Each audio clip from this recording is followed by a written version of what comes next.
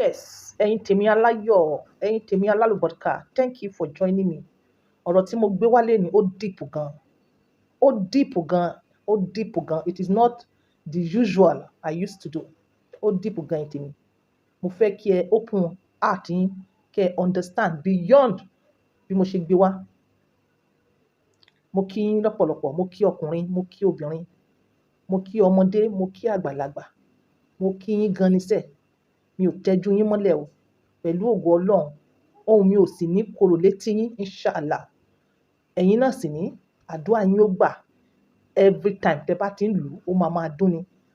Ẹ ní rógun àsáríká, ẹ ní rógun àsárípè, ẹ ní kúkú ọ̀wọ̀wọ́, ẹ̀mí yín ó gùn. Tẹ́mi yín bá sì gùn, ẹ ní fa àìsàn lùgbà. Owó tẹ́ fi sọkọ, tẹ́ fi saya, tẹ́ fi ṣe mọ̀lẹ́bí, Ọlọ́run jogún ẹ̀ fún yín. Ẹ̀yin tí tèmi, ọ̀rọ̀ yìí gbàdúrà nítorí pé kí ni ó deep. Ọ̀rọ̀ èèyàn tó dolóògbé, Àdùkẹ́ Gold. Wọ́n ní Àdùkẹ́ Pẹ̀nkẹ́lẹ́ Mercy, òun ló ń jẹ́. Madam Tọ́pẹ́ Àlàbí ló sọ di Àdùkẹ́ Gold. May her soul rest in perfect peace. Ẹ̀yin tèmi, ẹni tó kàn ló mọ̀. Nǹkan ṣe ní 2024. Nǹkan ṣe. Tí yóò bá wá ní ẹ̀mí Ọlọ́run, tí yóò bá ní ẹ̀mí Ọlọ́run, gbogbo àwọn tó ṣẹlẹ̀ sí, tí wọ́n lose one person to the other, wọ́n ó fẹ́ lè sòkè dilẹ̀. Nǹkan ṣe ládùn yìí o, nǹkan ṣe gan ni, ẹni tó kàn ló mọ̀. Téèyàn ò bá wá gba kádàrá, tí ò gba kádàrá, èèyàn tó gba kádàrá ó máa gba kodoro. Àfàìmọ̀ kó náà máa wá já sí kòtò. Torí tẹ́ ẹ bá gba kádàrá, wàá di èèyàn tó mùmúkùmù. Tó bá gba kádàrá, wàá di èèyàn tó ń ṣeranù ká.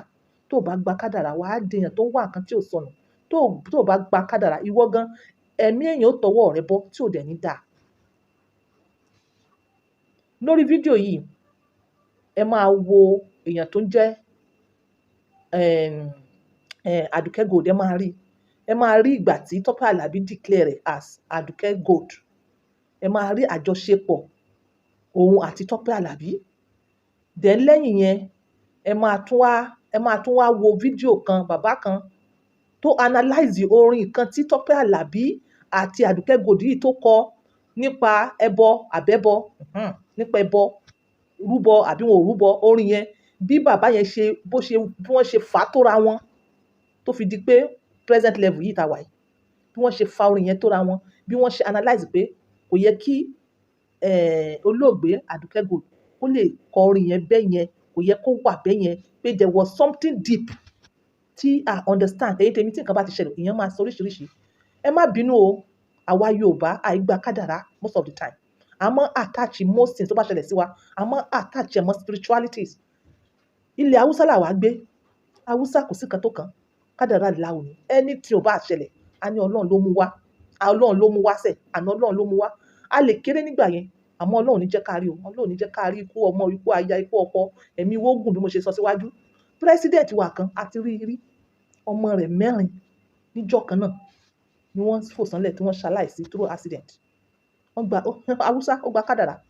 Yorùbá ó attach ẹ̀ mọ́ spiritualities. Ẹ má bínú, bí mo ṣe figure it out nìyẹn. Bákan náà bó ṣe ṣẹlẹ̀ lórí ti Àdùkẹ́ Gold lélẹ̀. Lẹ́yìn ìgbà tí ẹ bá gbọ́ analysis bàbá yẹn tán, ẹ wá gbọ́ ọ̀rọ̀ tí èèyàn tó kù fún bàbá fún Àdùkẹ́ Gold. Ẹ wá gbọ́ nǹkan tó sọ wípé ikú tó pa Àdùkẹ́ Gold gangan. Ẹ wá gbọ́. Ẹ̀yin tèmi, believe what you want to believe. Ayé yìí náà ni. Bẹ̀ èmi máa sọ fún ẹ pé mẹ́wàá ń bẹ. Ẹ má jìnnà sọ́lọ́run at all. Ẹ má jìnnà sọ́lọ́run. Sóyé yín, pẹ̀lú ògo Ọlọ́run, àní kúkú ọ̀wọ̀wọ́, ẹ̀mí wó gùn, àní fi àìsàn lùgbà. Ọ̀rọ̀ yìí tó àdúrà. Ẹ tún gbàdúrà náà at the end of this video lẹ́nu arábìnrin kan. Yes, lot of video for you to watch. Ẹ sì gbọ́dọ̀ wò, kẹ́kọ̀ọ́. Nǹkan bẹ 2024. Ó ga o. A lè Sam gan mọ́ láfíà. It's supposed to be a promising year. But whatever tó happen, ó yí Ọlọ́run. Ẹ má jìnnà sádùá o. This is on point by 2. Using my words to help others. Ẹ wò tán kẹ́kọ̀ọ́ kẹ́ sì sàmí o. Ẹ sàmí lórí kọ́mẹ̀ntì. Ẹ bá sì sàmí lórí kọ́mẹ̀ntì, ẹ ṣáà try kẹ́ like fídíò yìí. Kó o sàmí fúnra rẹ. Bẹ́ẹ̀ pápánbárì sàmí lórí fídíò yìí. Bye. Mi ò sọ wípé Tọ́pẹ́ Àlàbí kejì ni. Mo rí i kó dá dúró fún ògo fúnra ẹ̀. And in case táwọn èèyàn bá ẹ̀ṣẹ̀ ń rí Àdùkẹ́ pé ó dàbẹ́ pé wọ́n ẹ̀ṣẹ̀ ń rí i pé ó ń tẹ̀lé mi. No, Àdùkẹ́ ti wà pẹ̀lú mi over 19 years. Jésù ṣe ń jẹ́ orúkọ tẹ́nìkan ò lè jẹ́. Tọ́pẹ́ ò àánú sọ̀rọ̀. Ó sọ̀rọ̀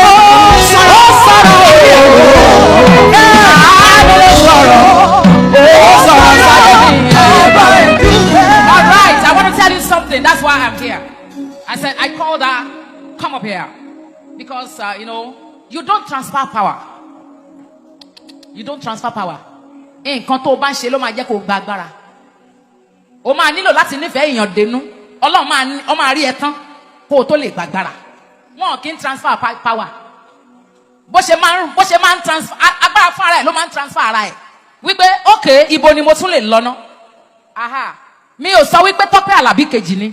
Mo rí i kó dá dúró fún ògo fúnra ẹ̀. And in case àwọn èèyàn bá ẹ̀ṣẹ̀ ń rí Àdùkẹ́ pé ó dàbẹ́ pé wọ́n ẹ̀ṣẹ̀ ń rí i pé ó ń tẹ̀lé mi. No, Àdùkẹ́ ti wà pẹ̀lú mi over 19 years. In fact, as a matter of fact, mo tún sọ òyìnbó yẹn mo tọ́tọ́ ẹ̀ má worry. In fact, as a matter of fact, ṣe àgbẹ̀ tautology but ẹ lò bẹ́ẹ̀. Yeah. In fact, as a matter of fact, ṣe àmọ̀ kó tọ́tọ́ torí mo mọ̀ pé ẹ̀yin tẹ́ wà lánàá ẹ̀dínwó àmì ìbá kò sí problem. Ṣùgbọ́n education plus beauty minus Christ is equal to hellfire. Bẹ́ẹ̀ni, mo já yín tán àbí? Okay. Nǹkan tó ṣẹlẹ̀ ni wípé ìgbà tí èmi mọ Àdùkẹ́, èmi mú lọ́mọ, èmi mú lábúrò. Ó dẹ̀ ń jẹ́ Àdùkẹ́ pẹ̀nkẹ́lẹ́, èmi dẹ̀ sọ ní Àdùkẹ́ gold. Gold yẹn ló ń jẹ́ látijọ́ yìí. Ó wá tí ì dán o. O ì tí ì dán. Mi mọ̀ pé ó máa wá, mi ò fi ẹ́ sí pósítà. Torí ìyẹn kọ́ la máa fi mọ̀ bóyá o fẹ́ràn mi àbó fẹ́ràn mi. Pàṣẹ akọ́ la fẹ́ ṣe nínú ọ̀rọ̀ tó wà nílẹ̀. Mo ti dé stage tí mi ò ní ìdí ẹ láti ṣe ojúṣàájú kí n tó lò ẹ́. Mi ò ní ìdí ẹ láti pé ó ní ìdí mi láti máa post ẹ kí n tó mọ̀ kó tẹ̀lé mi. Ṣé ìgbà tí máa post ẹ kó tó tẹ̀lé mi? No now, ṣé ìgbà tí mo bá wá ṣẹ̀ṣẹ̀ bẹ̀rẹ̀ sí sọ pé ó dá ẹ jẹ́ kóun náà wá, ẹ jẹ́ kóun náà wá. Mo fẹ́ mọ̀ ń tẹ́ ẹ lè ṣe. Ẹ jẹ́ kí n mọ àwọn tó ń tẹ̀lé Jésù lẹ́yìn mi. Torí ẹ̀ lẹ́yìn gan ṣe wà ń bí. Mo ti dá yín mọ̀ lọ́tọ̀. Ògo yóò ní kú. Ó ṣẹ̀ṣẹ̀ bẹ̀rẹ̀ sí lo ògo ni o. Mo ti pààrọ̀ àwọn áńgẹ́lì tó ń bá ẹ ṣiṣẹ́ tẹ́lẹ̀. Mo sọ fọ́lọ́run kó change wọn. Mi ò like àwọn áńgẹ́lì tó ń bá ẹ ṣiṣẹ́ yẹn. Ọwọ́ wọn ti fẹ́ máa wídà. Mi ò dẹ̀ like ẹ̀. Torí àwọn àkórín èrò náà dẹ̀ ni. Àwọn èèyàn lágbájá àwa ní tẹ̀mẹ́dù. Irọ́dẹ̀ náà pa fún ẹ títí. Ṣùgbọ́n báyìí lórúkọ Jésù Kristi olùgbàlà. Mo gbàdúrà fún ẹ ní gbangba. Mo mọ̀ọ́mọ̀ ni. Lórúkọ Jésù Kristi ó yá lọ ga. Lọ́kàn òkè. Lọ́dí nílá. O ò ní dalẹ̀ Ọlọ́run. Jésù Olúwa wa. Ṣebí nítorí ògo ni o. Nítorí ògo ni. Ohun tójú ológo bá rí o. Nítorí ògo ni. Nítorí ògo ni.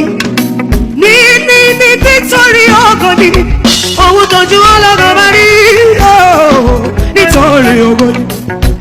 Aṣọ Ọlọ́run mọ̀ sí o. Aṣọ Ọlọ́run dá yín mọ̀. Gbogbo ohun tí ẹ là kọjá láyé fún ògo Olúwa ni. Aṣọ Ọlọ́run mọ̀ sí. Bàbá Ọlọ́run dá yín mọ̀. Gbogbo ohun tí ẹ là kọjá láyé fún ògo Ọlọ́run ni. Àti pé àánú sọ̀rọ̀. Ó sọ̀rọ̀. Ó sọ̀rọ̀. Ó sọ̀rọ̀. Ayé ẹ̀wò ẹ̀ o. Àánú sọ̀rọ̀. Ó sọ̀rọ̀. Ẹ bá mi dúpẹ́. Òdì ti kú o. Ìka ènìyàn ti fi rúbọ. Kí ló dé jẹ́ pé gbogbo. Àwọn ìka wòlíì ti fi ṣètùtù. Wọ́n wí bẹ́ẹ̀ náà ń dá wáyé. Gbọ́n tó sọ ń bẹ̀ yẹn. Ẹ bá mi share fídíò yìí gan. Ẹ bá mi share rẹ̀. Mo fi Ọlọ́run bẹ̀ yín. O ò ní kú tògótògó. Ayé ò ní pa ọ́. Wọn ò ní fi ọ́ rúbọ ògo. Wọn ò ní fi ẹ̀mí rẹ̀ san gbèsè ògo. Wọn ò ní fi ẹ̀mí rẹ̀ ṣètùtù ògo. Àwọn ìka wòlíì ò ní fi ẹ̀mí ọmọ rẹ̀ ṣètùtù ògo. Ẹ jọ̀ọ́ bá mi share fídíò yìí dáadáa. Orin kan Àdùkẹ́ Gold kọrin kan ní bíi early last year àbí 2 years ago báyìí képe 2 years. Ó ní wípé ó ní òun di ẹbọ. Ó lóun di ẹbọ. Ṣùgbọ́n òun yí ohun Sátánì ni. Ohun tó bá ti di ẹbọ kì í wà láàyè. Bíbélì ní Ọlọ́run fún wa ní ọmọ bíbí rẹ̀ kan ṣoṣo tí í ṣe Jésù Kristi. Ó ní a fi ṣe ìràpadà, a fi ṣe ẹbọ fún gbogbo aráyé. Ìta bá ti pè lẹ́bọ kì í tún dúró láyé mọ́.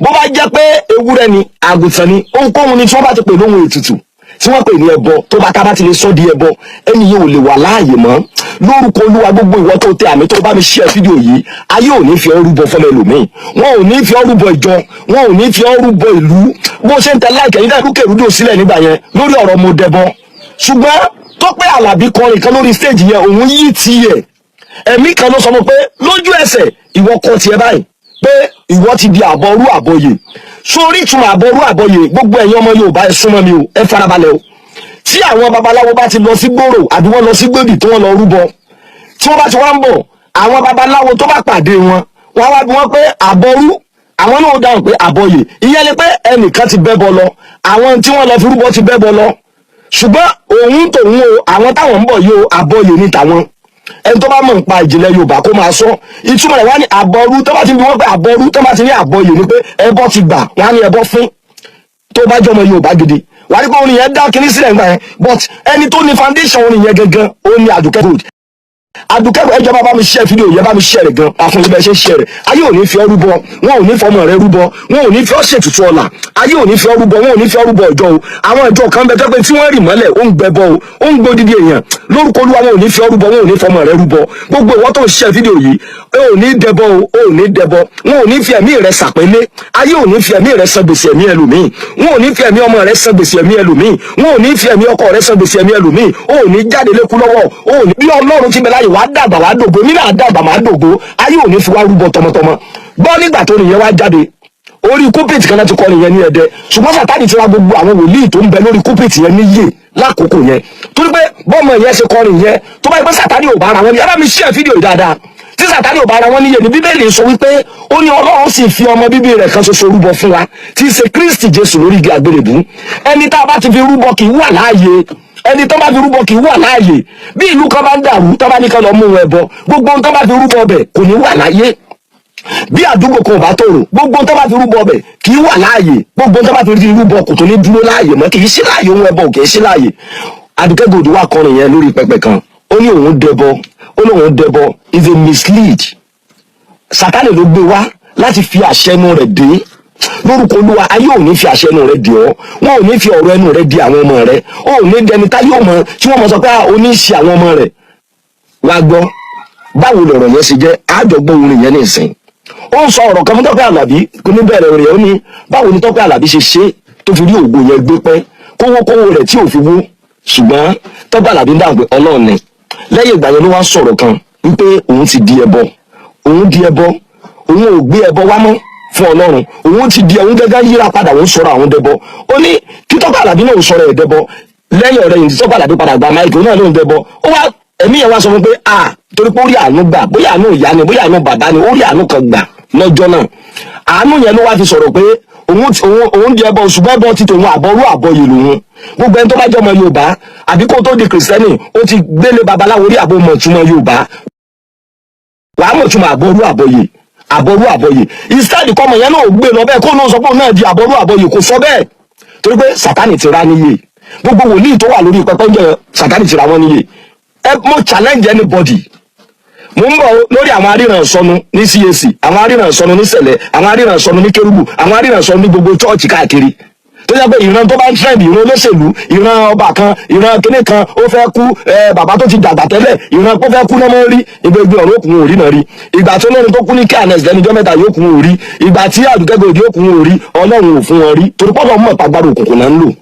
wọ́n kàn wá tí wọ́n jẹ wọ́n fẹ́ trend ni àwọn aríran sọnù mò ń bọ̀ lórí ọ̀rọ̀ tiwọn ṣùgbọ́n lórí ọ̀rọ̀ mo dẹbọ yìí èmi ò ní dẹbọ èmi náà kọrin yẹn rí torí pé mo fẹ́ràn Àdùkẹ́ Gold is a singer Ọlọ́run ó dẹ̀ jìyà kó tó dògo lórúkọ Olúwa àgbà tó go mi àti ẹ bá dé a ò ní dẹni ilẹ̀ ẹ ṣe gbogbo ẹ̀yin tẹ́ ń wò mí lọ́wọ́lọ́wọ́ amúra ká gbé ọkọ̀ ká gbé ìbọn wọn ní ká máa lọ dúpẹ́ etí òye ló ń béèrè ẹni tó fún ní mẹ́sẹ̀gì ọmọbìnrin yìí ò bá mọ̀ kúkú kò bá mọ̀ kúrú kú yìí ṣùgbọ́n ẹni tó ń dá lóhùn ibi tó yẹ yí òun náà mọ̀ ló ń dá ọmọ farabalẹ̀ ẹgbọ́ ẹ jẹ́ ká ẹgbọ́ máa gbọ́. ẹ ti ń gbé ẹbọ wá mọ́mì láti ọjọ́ tó ti bá ẹ dúró ẹ má dìbò bò wọ́n mú.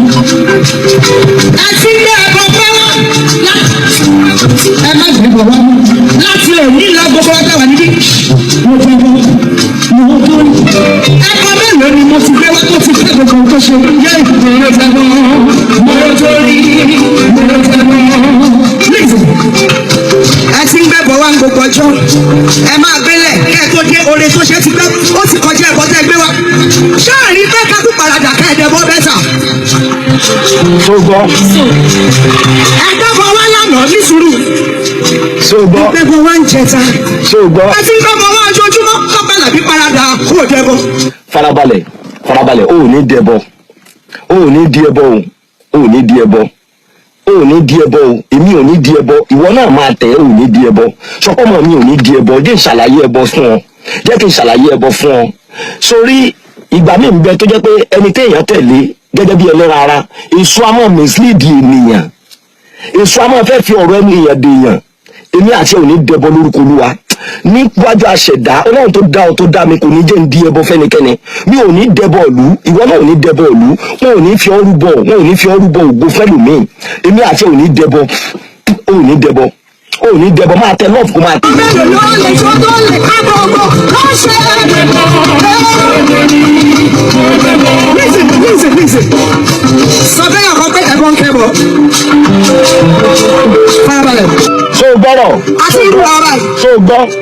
tó bá jẹ́ òwá kọrin bí mọ́ tó bá jẹ́ òwá kọrin bí má kọrin mọ́ paradà kó dorin. tó bá jẹ́ ijó lọ́wọ́jọ́ ọmọ fẹ́ wájú ni paradà báyìí kó ṣe kí ni. wàá jó ní ìsìn tó bá mú ẹ má dà wọ́n lóhùn. ṣọtí rẹ́dì 3, 2, 1 sọ bẹ́ẹ̀ yàn kan pé kò jẹ́ bọ̀. kò jẹ́ bọ̀ oṣù ló lórí bọ̀. ẹnu kò lè tó tó lè ká gbogbo oṣù. kò jẹ́ bọ̀ kò lórí kò jẹ́ bọ̀ kò jẹ́ bọ̀ kò jẹ́ bọ̀ kò jẹ́ bọ̀ kò jẹ́ bọ̀ kò lórí kò jẹ́ bọ̀ kò lè ká gbogbo oṣù. kò jẹ́ bọ̀ kò lórí kò jẹ́ bọ̀ kò jẹ́ bọ̀ kò jẹ́ bọ̀ kò jẹ́ bọ̀ kò jẹ́ bọ̀ kò lórí ìṣòro kò jẹ́ bọ̀ tó ká ká gbogbo oṣù.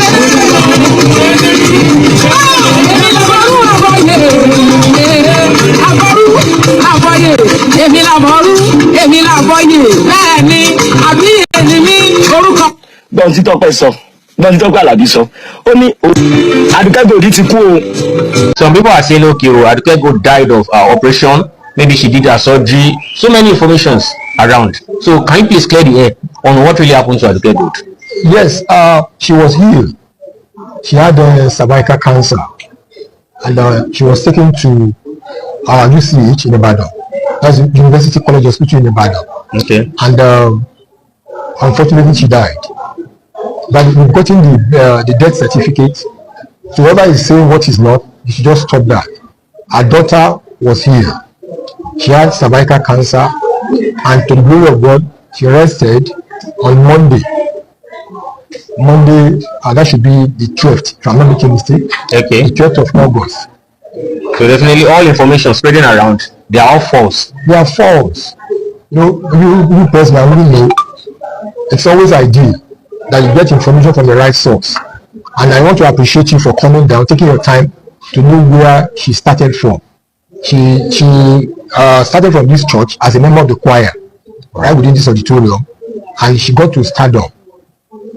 She's made her daughter very faithful, stable, and committed. And God really helped her, and she was highly committed to this ministry. It doesn't matter what comes my way, you are still God.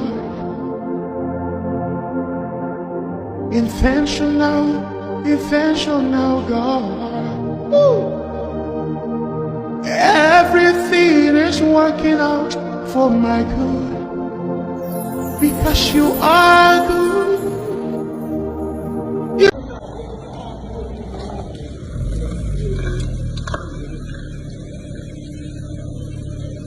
Oh God. Aduke Gold. Aduke Gold. Aduke Gold. Aduke Gold. Aduke Gold.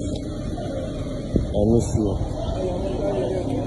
I miss you. I miss you. I miss you. I miss you. I swear. Hallelujah, mọ́mì. Mo bẹ̀ yín lórúkọ Ọlọ́run, ẹ dákun ẹ má sùn sókè. Ẹ bá mi ṣàmì àdúrà yìí, kẹ́ ẹ sì bá mi fi sọwọ́ fẹ́ni tẹ́ ẹ fẹ́ràn. Agbára tó fàyè gbà mí àti sèé. Agbára tó fàyè gbà tí mò ń ṣe láti jiná. Ṣùgbọ́n tó wá lóhùn ò ní fàyè gbà mí láti jẹun tí mo sè. Arúgbó ọjọ́ ò, ikú tó pa Jésíbẹ́lì lọ́jọ́ wọn ni ẹ jẹ́ kó parú ẹni bẹ́ẹ̀. Ṣàdúrà yẹn mọ́mì kò dẹ̀ sàmì. ìkejì lélẹ́yìí mà ẹ̀dá tó sọ wípé ìṣubú mi ni dìde òun, gbogbo ẹni tó ń dúró dọjọ́ tí mo máa jáde láyé tó ní ikú mi lòun fẹ́ fi dìde, irú ẹni bí Olúwa Ọlọ́run má jẹ̀mú jẹ́ kí ọwọ́ idà ìbínú rẹ̀ jí ó kọlù. ẹlẹ́ẹ̀kẹta rèé mọ́mì, ẹ̀mí tó sọ pé kí n fọṣọ tó ní tí n bá sá tó lóhùn dúró dọjọ́ tó máa gbẹ tí mo máa rí ká wọlé tó ní kù mí ni màá fi ká, irú ẹni bẹ́ẹ̀ ogun ọ̀run ẹ jẹ́ kí omi ayé ó gbé lọ tọmọtọmọ.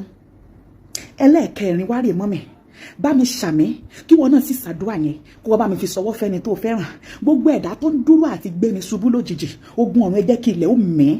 Mo wí ní orúkọ tí baba tọmọ ti ẹ̀mí mímọ́, gbogbo ẹni tó fún ẹ láyè láti dáná, tó wá fún ẹ láyè láti jẹ́ kí n tó ń sí òjìnà, tó wá ní n tó ṣe tó jiná yẹn tó lóò ní rí jẹ, bí Olúwa ti ń bẹ tí ẹ̀mí rẹ̀ wà, ogun ọ̀run dojú ẹ̀ bolẹ̀. Gbogbo ẹni tó ń torí èmi àti ẹgbẹ́bọ ọ̀pọ̀njú, gbogbo ẹni tó ń torí èmi àti ẹgbẹ́bọ àṣetì, gbogbo ẹni tó ń torí èmi àti ẹgbẹ́ ẹbọ ìfàsẹ́yìn, gbogbo ẹni tó ń gbé ẹbọ ikú òjijì nítorí èmi àti ẹ tọmọtọmọ, àtẹni tó lóun fẹ́ torí èmi àti ẹgbẹ́ ẹbọ ikú òjijì ní tókù tọdún yóò fi parí, bí Olúwa ti bẹ tí ẹ̀mí rẹ̀ wà, ogun ọ̀run kó kéde ìsìnkú ẹ̀ lórúkọ Jésù. ẹni tó sọ pé ògo rẹ̀ lòun fẹ́ kìbọlẹ̀ kóun fi gbé tóun dìde, bí Olúwa ti ń bẹ tí ẹ̀mí rẹ̀ wà, níbi tó rìn dé àti ibi tó wá agbára dé, àtòun àtagbára tẹni tó fún un lágbára, ọwọ́ dàbínú Ọlọ́run kó jẹun lára wọn lórúkọ Jésù. Bó ṣe máa rí nìyẹn, aṣẹ́gun kò yí padà. mọ́mì ògo ń sọnù. Prophetess Morenikeji Ògbìn Ọ̀run, kúkú wọn ní ìsìn ó ti pòṣù 4, Queen Gloria wọn lọ, Àdùkẹ́ Gold ọ̀nà tó jáde láyé. Mo gbà ládùúrà ògo tó ń wò nínú ilé rẹ tó ń dùn mẹ́ nínú, ohun tó dún ẹgẹ́ bí ògo fún ọ nínú ilé rẹ tẹ́ ń rí tínú yín fi ń dùn, ayé ò ní gbà sọnù mọ́ yín lọ́wọ́. Gbogbo ẹni tó wá dúró láti fi ògo rẹ pa ọ́ lẹ́kún, láti fògo ọmọ rẹ pa ọ́ lẹ́kún, irú ẹni bẹ́ẹ̀ lórúkọ Jésù ajẹun mọ́ yóò lórúkọ tí ilẹ̀ ń jẹ́, ilẹ̀ kó lanu kó gbérú ẹni bẹ́ẹ̀ mi lójijì, áńgẹ́lì tí kì í gbẹ́bẹ̀ kó bẹ́lí ẹni bẹ́ẹ̀ wò. Bó ṣe máa rí nìyẹn, aṣẹ́gun kò yí padà. Jésù Olúwa wa, àmín. Ẹ jẹ́ a sáré mọ́ níwọ̀n, kò sí nǹkan kan nínú ayé, ilé ayé asán. Mo fẹ́ lówó, mo fẹ́ lọ́lá, ohun tó tọ́ láti ní ni lóòótọ́, ṣùgbọ́n ní pẹ̀lú inú mímọ́. Má bà tọmọlàkejì jẹ́, má wo pé kọmọlàkejì ó ṣubú fún ẹ dìde, má wo pé kọmọlàkejì, má wo wípé o fẹ́ bá tiẹ̀ jẹ́ kí wọ́n lè rí bi dìde, má fi omi jẹ́ kíkorò, má gbà lójú èèyàn kan fi ṣẹ̀rínrín fúnra rẹ̀. Ẹja ṣayé rẹ̀. Àdùkẹ́ Gold, mi ìkílẹ̀ kí n sí RIP fún yàn. Good night. Lórúkọ Jésù, ibi tẹ́ kù sí ọ̀run kó tún ṣe. Ògo ìdílé mi àti ẹ kò ní wọlé lójijì o. Bá mi ṣe ẹ. God bless you. Á dára fún wa.